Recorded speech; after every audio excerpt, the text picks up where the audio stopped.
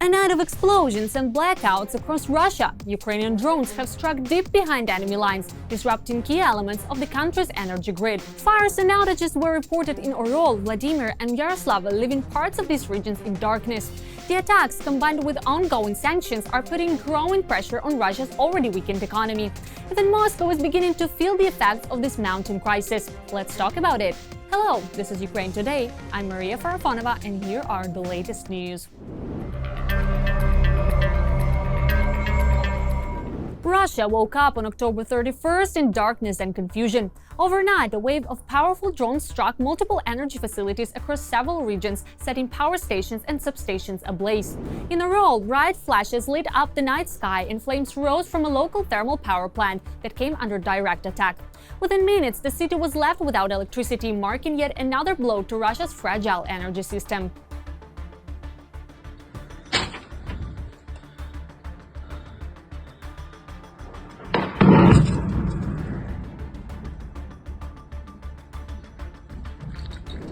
The regional governor, appearing uncertain, confirmed the attack but tried to downplay the situation, claiming that falling debris had only damaged some equipment. However, eyewitnesses reported direct hit on a key distribution hub, a critical point in a regional power grid through which most of the electricity flows.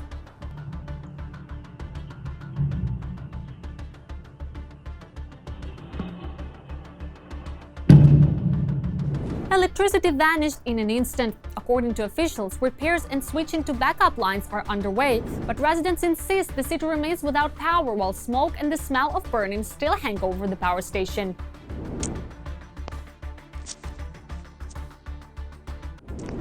Another powerful strike hit the Vladimir substation in the settlement of Energetic near the Russian city of Vladimir. The explosion sparked a massive fire. Flames rose above the rooftops, turning the night sky deep red. Eyewitnesses recorded the scene on their phones, struggling to believe what they were seeing.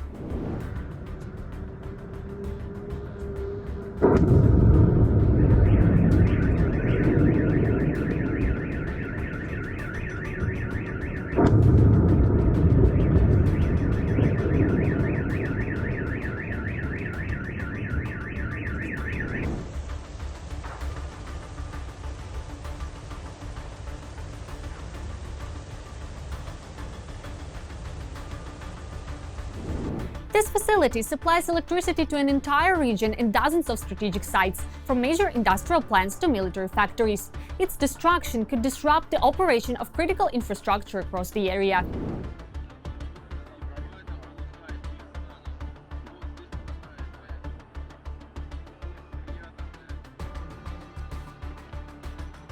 Drones reached the oil refinery in Yaroslavl, located nearly 700 kilometers from Ukraine.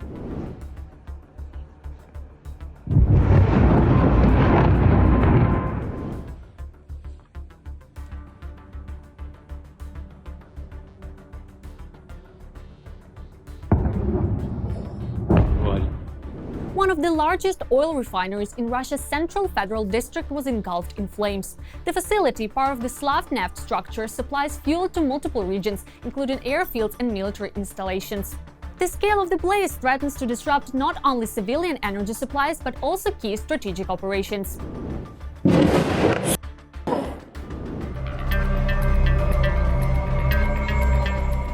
The war has reached deep into Russia's rear, and Ukraine's new weapons are changing the rules of the game. One strike after another, Ukrainian drones and missiles are targeting the enemy's key military sites, shattering the myth of Russia's invulnerability.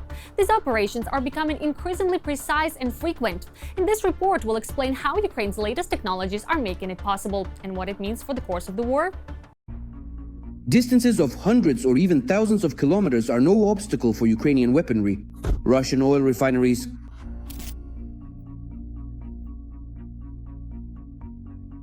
well, that's clear. The refineries are fucked. That's obvious even without saying it. key facilities of the military-industrial complex and the Russian war machine.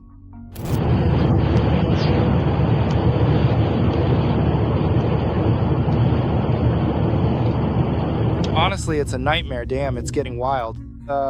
And recently, in response to the ongoing shelling of Ukraine's civilian infrastructure, the Ukrainian armed forces have also started targeting Russia's critical infrastructure. No way, fuck! No way, fuck! Eric, look. Where are we going? What a ride! No way, fuck! When the Kremlin threatens Ukrainians with blackouts, Russians should also prepare for a cold and harsh winter. If they threaten blackouts, for example, in the capital of Ukraine, the Kremlin should realize that a blackout will also come to the Russian capital. For a long time, Western allies restricted Ukraine's ability to strike deep into Russian territory, as a result of which Ukraine expanded its own long-range arsenal. According to the head of Ukrainian intelligence, Kyrylo Budanov, today 99% of strikes on Russian oil refineries are carried out with Ukrainian weapons.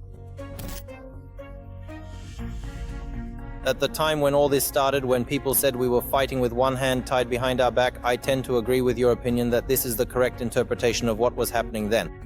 But now we have our own domestic production. It is precisely our domestic production that has given us the ability to use our forces and resources the way we see fit. The Kremlin understands only the language of force. The best argument in any negotiations with Moscow is a powerful Ukrainian army and defense industry. In particular, the domestic production of long-range drones and missiles with which Ukraine regularly strikes targets in Russia, located thousands of kilometers or more from the front line. In order to somehow bring this war to a stalemate, to shift it, we need to learn not only to repel enemy attacks on the front line, but also to suppress their logistics and their air force. That's why it became necessary, and I'm not even mentioning the need to strike at Russia's military industrial enterprises and energy system. This is Belgorod. There's no electricity anywhere in Belgorod at all. If the simplest drones to manufacture are used for strikes on Russian oil refineries, jet-powered drones are better suited for targeting military industrial facilities, like the Polyanitya, Peklo and Bars types. Their technical specifications are not disclosed. Experts suggest that the range of these jet-powered drones is between 500 and 700 kilometers. The main advantage is their low cost compared to cruise missile competitors. These are the two places that are the most significant. Cities like Moscow and Leningrad, which are the most protected by the Russian Federation's air defense systems, could start getting hit every evening. Bars will be able to reach them, and I believe this should happen systematically. For dessert, Ukrainian long-range missiles are in store for the occupiers. Long-range Neptunes and Flamingos with ranges of 1,000 and 3,000 kilometers respectively. The Ukrainian Pink Bird, in addition to its enormous range, impresses with a warhead weight of about 1,000 kilograms. usually the warhead of a modern cruise missile is 450, but at most 500 kilograms. As a rule, almost all missiles have a 450 kilogram warhead. What does a 1-ton warhead provide? When it hits a target, for example, an industrial facility, 2 such missiles can completely disable it for at least a year. That is, there will be a single crater about 20 meters in diameter. Russian terrorists shelling Ukrainian cities must realize that a mirrored response will come. It will definitely happen.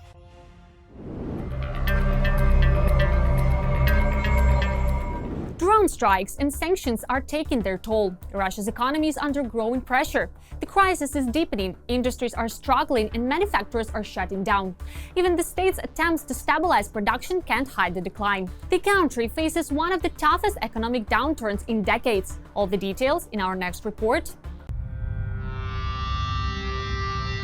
Resources are on the verge of exhaustion. Claims about the stability of the Russian economy do not stand up to the facts. Honestly, there's really no other way to put it. Well, this truly isn't our choice, and we certainly do not want things to develop or progress in this particular way. Putin is trying to bluff and save face by creating an illusion of success, but it's all in vain. The Russian economy is rapidly going downhill. Almost 80% of the country's industry has fallen into a state of recession. When we talk about individual sectors, it means that production in these sectors, compared to the same period, usually the previous year, has gotten worse. In other words, things aren't improving, they're getting worse. And recession is exactly this kind of deterioration, when you're in the red, and when a recession becomes prolonged, when it's not just 1 year, but say 3 or 4 years of decline, then it's no longer a recession, it's a depression. Finally, since September, the overall growth of industrial production in Russia has slowed to just 0.3% year-on-year. That's almost 19 times less than last year. There simply aren't enough people available to work in the necessary roles, and in addition to that, there is just not enough money or financial resources to pay for the delivery and transportation of essential components, or to actually purchase and acquire the goods and materials you need for the processing of your products. So, as a direct result of these combined challenges, you ultimately end up producing a smaller quantity, or less, than you otherwise would be able to under better circumstances. And when you produce less, there you have it, a recession, a negative compared to the previous period. The decline is especially sharp in those civilian sectors that were supposed to replace the products of foreign companies that left Russia after the start of the full-scale war. The collapse of import substitution. There were plans to replace everything, but to do that, you have to actually produce what you're going to use as a substitute. And if you're not producing what you need to substitute, then how are you supposed to carry out this import substitution when you're not making anything at all? In other words, any economic downturn inevitably means that goods are not being produced. And if they're not being produced, there's no point in keeping the people who make them. And that means unemployment. Unemployment is always an unpleasant situation. As a result, the domestic market is deprived of consumer goods, and Russian factories are unable to make up for the shortage. Even now, it would seem the military sector, part of the military sector, which is the production of weapons and ammunition, in September of this year compared to September of last year, in Russia, it's down by as much as, 1.3%. So even the production of weapons and ammunition is already in decline. What can we say about the rest of the economy, which is showing even worse results? The central bank has predicted that Russia could face its worst economic downturn since the 1990s if sanctions are tightened. If the situation does not improve, by 2026 the Kremlin could lose $108 billion in export revenues. Here, the problems are, let's say, just gaining momentum for now, but the first signs we see are that taxes in Russia have been rising since the beginning of the year.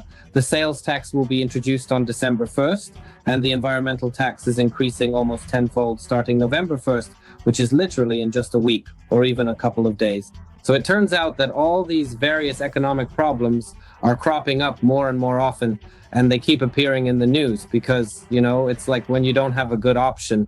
Russian Sberbank, following Gazprom, has begun mass layoffs.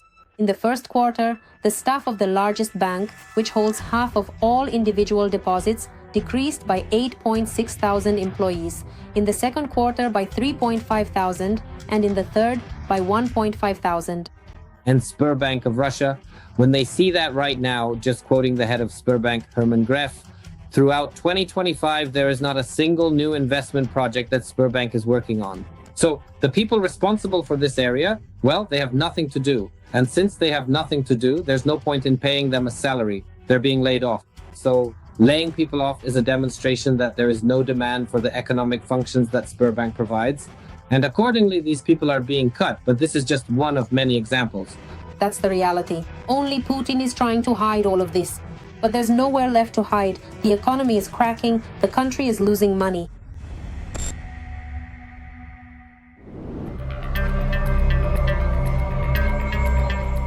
What do you think about the latest events? Share your opinion in the comments, like the video, and stay informed about the main headlines. More to come?